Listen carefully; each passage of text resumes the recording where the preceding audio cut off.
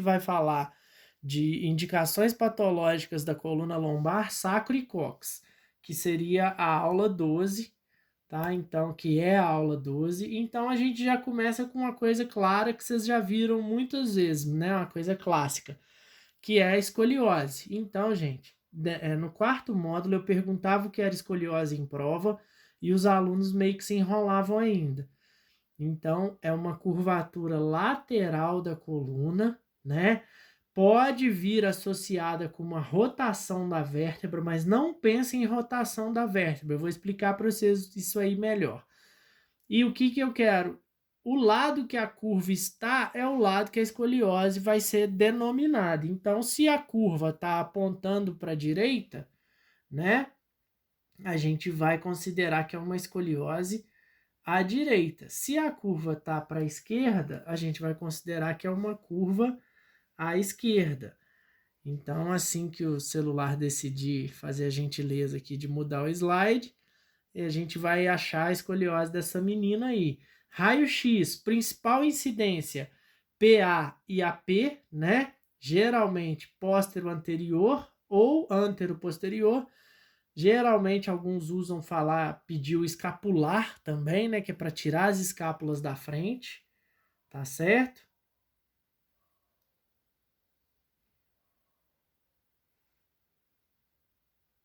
Ok, gente? Então vamos ver essa menina aí, ó. Tá de costa para nós, então se tá de costa, se eu fosse fazer uma incidência aí, qual incidência que é essa, por favor, sendo bem primário? Fala aí. Ótimo, isso aí. Então, olha lá o que eu quero, uma discussão boba. O que eu quero que vocês pensem? A curva está apontando para a direita ou para a esquerda? Se eu traçar aqui, ó, fica mais claro. Então, curva para a direita. Concordam ou não?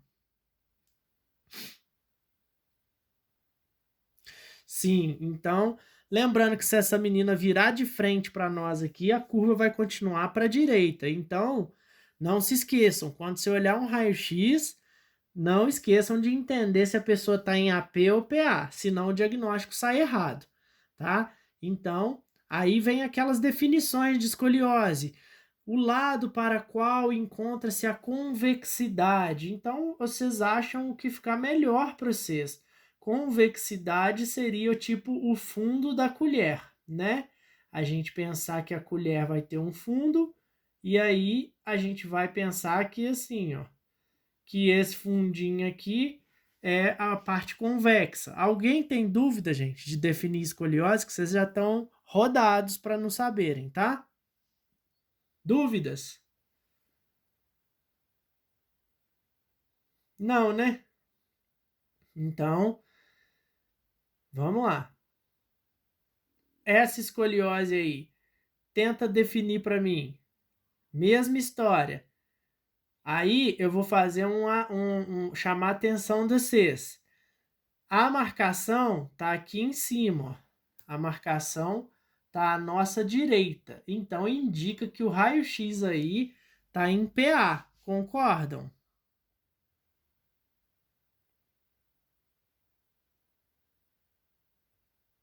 Preciso que vocês participem. Porque para eu observar esse raio-x, eu teria que virar ele para mim. Aí a marcação passaria para a esquerda, tá? E se eu virar para mim, ele passa a ser AP. Então aí escoliose à direita de novo. Aí uma coisa que ocorre é que uma das curvas vai acentuando, a curva vai ficando muito acentuada e ela vai gerar uma curva secundária. Então, ó, se essa curva aqui for aumentando muito, obviamente o organismo cria uma curva para o lado contrário, para a pessoa continuar em pé. Ok? E aí vira uma escoliose em S, que é bem clássica de a pessoa desenvolver mais um lado do que o outro. Às vezes a pessoa vai malhar e vai desenvolver mais a direita do que a esquerda, ou vice-versa. Certo? Aí vai ficar igual essa menina aí, ó. Você percebe que a coluninha dela lá tá começando a dar um S, ó. Então fica com duas curvas. A principal é a de cima, a secundária é a de baixo. Tá vendo? Ó, o eco tá flutuando, ele tá vindo e indo. Não tô fazendo nada, tá? E aí, gente, essa aula não foi dada não, né?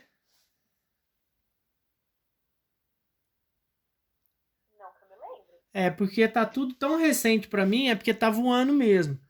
Aí nós vamos pegar aí para quantificar o ângulo de Cobb. Então, isso é muito utilizado. O Juninho tá fazendo estágio, acho que o... Quem me falou que tá fazendo também? O Edon, acho que o Marcelo tá também, Marcelo. Aí vocês vão usar esse grau lá, porque a escoliose, acima de 15 graus, ela deixa de ser conservadora. Então a gente tem que quantificar esses graus. E como que mede isso aí? A gente tem a radiografia, né? E aí a gente vai fazer uma perpendicular aonde a curva começa e uma perpendicular aonde a curva termina. Aonde essas duas retas se encontrarem vai dar o ângulo de Cobb. Vamos fazer isso na prática aí para vocês entenderem, né? Então, olha lá, ó. Devemos medir o ângulo de Cobb sempre em relação à convexidade da escoliose. Avaliado em até 10 graus, no caso eu falei 15, mas 10, 15, considerado não patológico, tá? 10 a 20 ou acima de 15, a gente já entra com tratamento, assim, fisioterapia, alguma coisa. 20 e 40, um colar, um colete, e acima de 40, a gente já entra pensando em cirurgia. E como que a gente chega nesses graus aí, ó? Essa essa essa curva aí, essa curva não está muito bem feita, porque essa coluna deveria estar reta. Mas vamos medir esse de cima aí para a gente entender. Então, olha lá, o que é uma perpendicular? Perpendicular é que corta uma reta, né, fazendo um ângulo de 90 graus. Então, a gente traça essa linha A aqui, ó. Não, tracei em cima. Tô muito bom. E a gente traça a linha B. Quase. E aí, pegando o início e o fim da curva, vamos considerar que a gente está medindo a curva de cima, que é a primária, né? Então, esse ângulo aqui, ele vai ser o ângulo de Cobb que a gente está procurando, que é o resultado da escoliose. Que nesse caso aí, se você pensar que 90 graus estaria aqui, ó, vai dar mais de 45 graus. Essa aí tá partindo de um colete para cirurgia. Entenderam mais ou menos? Deixa eu apagar essa última linha aqui. Gente, Fala. entenderam como é que funciona? Sim? Então tá bom. É porque vocês ficam quietinhos aí eu não sei o que tá rolando. Então, ó, mensuração do ângulo de Cobb após definir a escoliose da convexidade, né, a convexidade da escoliose, devemos definir quais são as vértebras que estão no limite superior e no limite inferior, sendo essas vértebras as que vão estar iniciando a inclinação, né? Então, a gente faz essa mensuração aí, ó. E aí, a gente não precisa de ser nenhum matemático, né, para ver que esse grau vai estar aqui, ó, né? Agora, existe uma outra técnica que o pessoal faz com o ângulo, né, usando uma transferência da medida, que é igual tá ali nesse raio-x. Espera aí que eu vou aceitar quem tá chegando ali. Bem-vinda, Aline. Então, existe uma forma de eu fazer uma transferência do grau, que é, em vez de eu traçar a perpendicular aqui no início e no fim da curva, eu vou traçar uma linha em cima da curva de cima e uma linha em cima da curva de baixo, que aí vai dar esse grau aqui, ó, que é o mesmo do cob que daria aqui, ó. Gente, vocês entenderam ou ficou muito enrolado? Show. Todo mundo ou só a Maria Clara? Eu acho esse último aí mais fácil. Você acha esse último mais fácil, que você risca em cima das curvas? Isso. Show. Cara, mas é um gosto, tá? Porque, olha só, vamos de novo. Se você fizer o cob que eu falei primeiro da perpendicular, né? Se você fizer o cob da perpendicular, você vai riscar onde começa a curva aqui, ó. Então, vou um por um. Aí você riscou aqui. Ah, saiu torto, né? Mas aí você riscou aqui, ó. Esse ângulo aqui é o cob. Então, eu acho esse mais fácil, tá? Mas é uma opinião minha, tá? Que seria essa ideia aqui, ó. Esse seria o ângulo de cob, né? Tá? Agora, o jeito que você falou que prefere, que eu respeito e concordo, você traçaria uma reta na curva de baixo aqui e uma reta na curva de cima, que também tem o seu lugar. E o ângulo vai dar aqui, ó, igual tá do lado, né? Tranquilo, então, que seria um cob aqui com uma transferência de graus, tá certo? Beleza, Marcelo? Tranquilo, gente? Beleza, tranquilo? Tranquilo. Então tá. Então eu vou só fazer uma forma de transferência de grau aqui para não ficar preguiçoso aqui a situação, tá? Porque se vocês quiserem, vocês ainda podem fazer isso aqui, ó. Que seria fazer a perpendicular no início da curva e fazer outra perpendicular nas curvas, que dá também o mesmo ângulo. Aqui, tá vendo? Vira uma confusão. Mas você sempre vai achar o mesmo ângulo que tá dando da escoliose, que seria esse aqui e esse aqui, ó. Mas assim é bobeira. Se você já achou ele aqui, não tem necessidade de você transferir ele para cá. Tá joia? Então vamos. Certo. Certíssimo. Então, muito bom. Então vamos pro próximo. Espinha bífida mielomeningocele. Isso aí é uma alteração congênita, tá? Então, quando eu falo congênita, é uma coisa que foi criada, que ocorreu na gestação, que é diferente de hereditário. Então, é um mau fechamento dos arcos posteriores das vértebras que vai expor o conteúdo medular. Então, essa criança, ela vai vir de determinada altura da coluna, ela vai vir com os nervos todos para fora ali, como se fosse uma bolha, tá? Então, a ultrassonografia pré-natal já vai mostrar isso para nós. PA lateral da coluna, tomografia ou ressonância, a gente não vai fazer em grávida. Você pode até fazer na criança depois, mas em grávida não é indicado, né? A vértebra posterior vai vir aberta, expondo parte da medula. Então, vai ser essa visão aí, ó. Por uma ausência do arco medular aqui, ó, do arco vertebral, o conteúdo neural tá todo ali. Então aí eu pergunto a vocês, essa criança vai ter movimento dali para baixo? Sim ou não? Pode falar, gente. Repete. Se a medula extravasou toda aqui, ó, onde eu tô riscando, onde eu tô rabiscando, essa criança vai ter movimentos dali para baixo, a vértebra ali vai estar, ó, 5, 4, 3, mais ou menos L2. Então, de L2 para baixo, o conteúdo neural tá todo ali. Essa criança vai ter movimento nas pernas?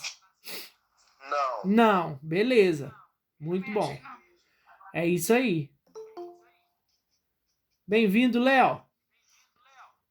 Então, é isso mesmo. E se essa espinha bífida, mielomeningocele, fosse na cervical, essa criança não teria movimento do pescoço para baixo, tá? Porque lá do pescoço para baixo, a inervação tá toda ali, ó. Aí, o médico, o que que ele faz? Ele bota esse conteúdo neural para dentro, tá? Ele vai colocar, reinserir ele lá dentro. Não tem como ele fazer uma reinervação.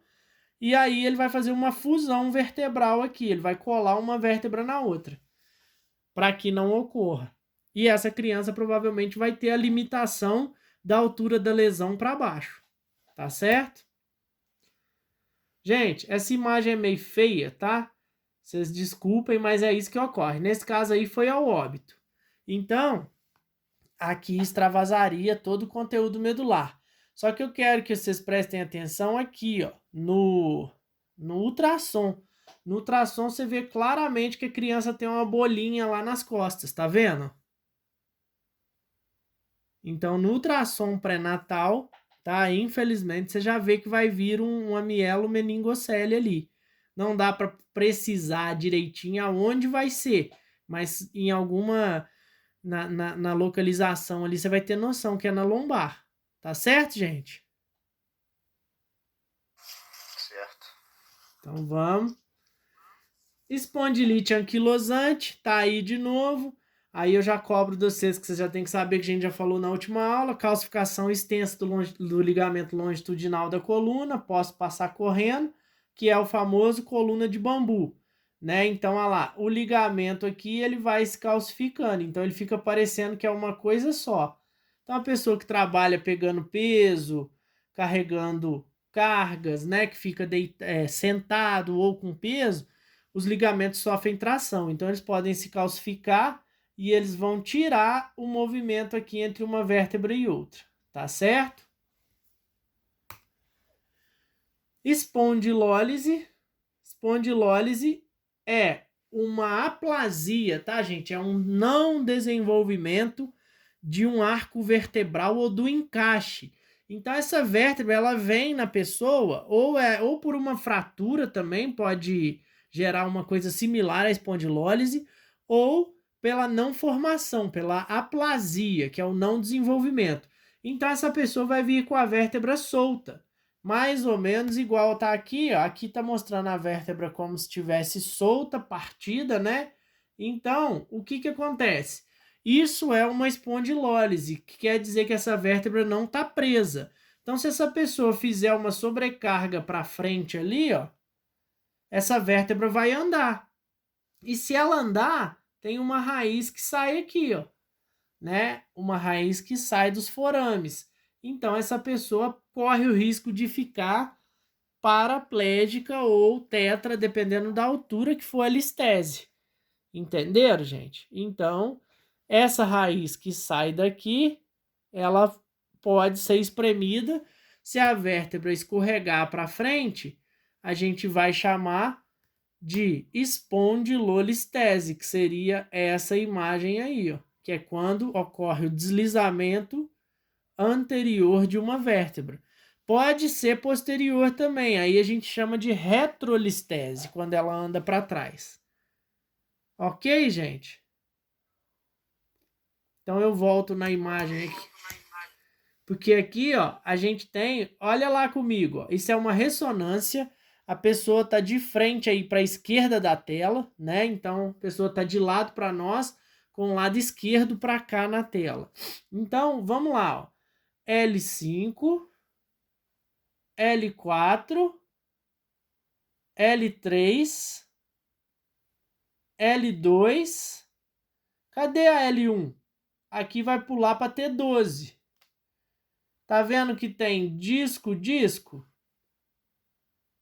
Sem ser o filme de Zohan. Então, a vértebra que estava aqui, ó, ela não se formou. Isso é um caso de espondilólise, de aplasia total da vértebra. A vértebra não se formou, não só o encaixe dela. Essa pessoa nasceu faltando uma vértebra. Conseguiram dar a falta dela aí? Eu vou apagar aí para vocês verem de novo. Viram? Vi. Então, beleza, moçada. Sim. Para de ver novela. E aí, se a vértebra sofreu uma carga, ela anda para frente. Ela acaba virando espondilolistese. Então, o que é espondilolistese? É um deslocamento de uma vértebra para frente, anterior. A tela ficou preta aqui para mim. Em breve ela voltará. Voltou. Aí, ó. Ocorre a movimentação de uma vértebra para frente em relação à outra. E aí, qual que é o caso mais clássico? É L5 e S1. Por quê? Porque L5 é uma vértebra de transição, então ela não tem o mesmo encaixe que ela tem com L4. Então a chance de L5 escorregar para frente é muito grande, porque ela chega no sacro aqui de uma forma diferente, ó, tá? Então, aqui o encaixe dela, a chance dela descer e escorregar é muito grande, tá certo? Fratura, aí como a gente está falando de coluna, de sacro, de cóccix, a fratura é uma compressão da vértebra, né? Que vai perder a continuidade do corpo, da vértebra, e ela pode levar a uma compressão das raízes. Porém, nem sempre ela vai gerar um trauma na raiz. Se a fratura for igual essa aqui, ó, que ocorreu aqui na frente, certo? A medula tá ilesa. Olha lá, a medula tá aqui, ó, passando bonitinha, sem ser tocada pela fratura. Vamos apagar ali, ó, para vocês verem de novo. Então, a fratura tá aqui e a medula tá aqui atrás, bonitinha, lá, amarelinho. Então, essa pessoa pode ter sofrido um chicote no pescoço, um trauma para frente, aquela desaceleração, a batida de carro, não quer dizer que tocou a medula, então isso aí é repouso. Uma cinta, um colete, certo? Sim, moçada? Sim. Então, beleza. Olha aí, o caso de novo, ó. Gente, essas imagens vocês precisam ver elas bastante, tá? Então aqui a gente tem a coluna de frente para cá, então a fratura tá lá em T12, mas ela não toca a raiz, que a raiz sairia de cada furinho daquele ali, que são os processos, né, que são os canais onde vai sair as raízes. Só que o que ocorre? Você tá olhando a vértebra aqui por cima, né? Aqui ela tá sendo vista por cima.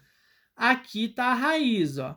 Então, se esse trauma, o disco passa aqui, se esse trauma tocar a raiz à direita, vai dar lá na ressonância assim, retrolistese, disco, retroestenose tocando o canal à direita com compressão da raiz adjacente. Aí essa pessoa vai sentir uma dor que toca no nervo que sai de T12, que vai lá no glúteo, mais ou menos, e vai gerar uma dormência. Então, vai ser o famoso dor irradiada, que a gente chama de lombociatalgia, que a gente chama de cervicobraquialgia, porque ocorre um pinçamento de um dos lados das raízes que pode gerar uma dormência no nervo dali para baixo onde ele vai. Tá certo, gente?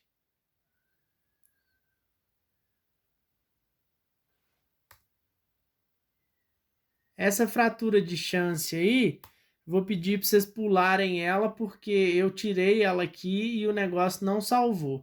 Vamos para a hérnia de núcleo pulposo, tá? Hérnia do disco, né? Hérnia de disco.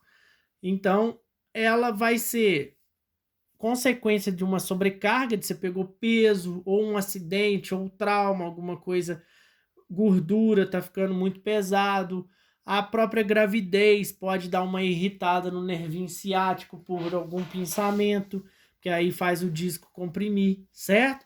Então, a hérnia do núcleo pulposo, né, do disco, hérnia de disco, vai ser um extravasamento da parte interna do disco ou até mesmo externa, tocando alguma raiz, tá? Nem sempre a hérnia vai tocar a raiz. E aí, na radiografia, a gente não consegue ver. A gente vai precisar fazer uma ressonância magnética ou uma tomografia.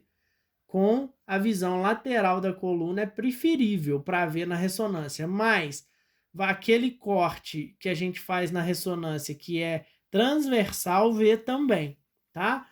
Agora, num perfil radiografia simples de coluna, você consegue ter ideia que uma vértebra está muito próxima da outra. Aí você supõe que tem uma hérnia de disco, tá? Porque o disco começa bonitinho assim.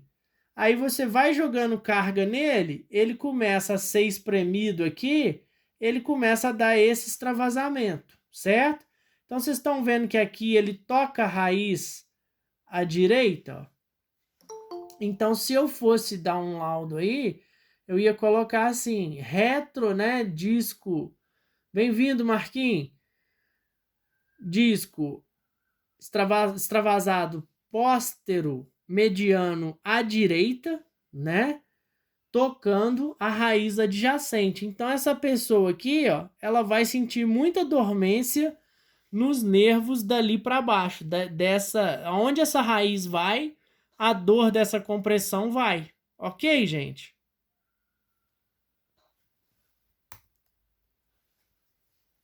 Ok. Beleza.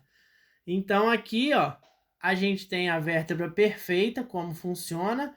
Mais uma vez, uma vista por cima. Lembro vocês da anatomia, que a vértebra se encaixa aqui, uma na outra, ó. Então essa é a faceta articular. Aqui a gente tem processo transverso, processo espinhoso, pedículo tá mais ou menos aqui, ó. Então esse encaixe aí que daria problema de espondilólise. A raiz está aqui no meio. Vocês estão vendo esse amarelinho aqui que eu vou rabiscar. O disco está ali meio cinzento, azulado. Se ele vazar para cá, vai pinçar a raiz à esquerda. Se ele vazar para cá, pinçar a raiz à direita. OK? Direita, esquerda. Tá certo? Aqui, na próxima, tá mostrando o extravasamento. Então, se você fosse dar o laudo aí, você fez a ressonância, ela saiu parecida com isso aqui. Então, mais uma vez, eu atento a vocês. Extravasamento discal, retro, posterior à esquerda, tocando a raiz adjacente com comprometimento. Tá certo, gente? E no perfil aqui, ó, se fosse um raio-x, você iria ver uma vértebra mais judiada ali próxima da outra, com a formação desse famoso biquinho aqui que a gente chama de papagaio, que aí ele ficaria com uma parte tocando a raiz lá, ó.